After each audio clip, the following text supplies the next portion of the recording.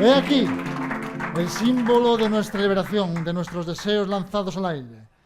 Verde como el color del coworking, ¿vale? Entonces ahora, los que tengan valor, ahora no, ahora vamos a hacer una cosa antes de eso, pero yo os explico la dinámica. Abajo vamos a intentar, los que quieran, los que deseen lanzar sus pompas con deseos, lo hacemos de abajo. Vamos al mismo tiempo pinchando, no os preocupéis que hay pinchos para volver a subir.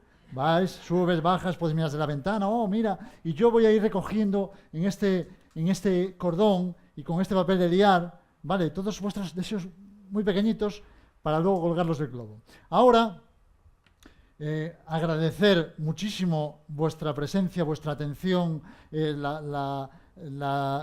por supuesto, las ganas que le han puesto todos mis compañeros y a la EOI, al Concello de Lugo.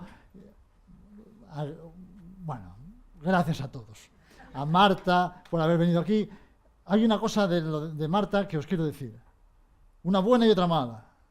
No, son las dos buenas, pero una simpática y otra es buena. No sé si lo dijo ella. El teléfono que sonó antes era suyo. Se hizo auto... Vale. Y la otra es que nos ha traído un obsequio de un bote de leche corporal para cada uno de los que estamos aquí. Entonces, luego lo podéis recoger y os lo lleváis para vuestra casa.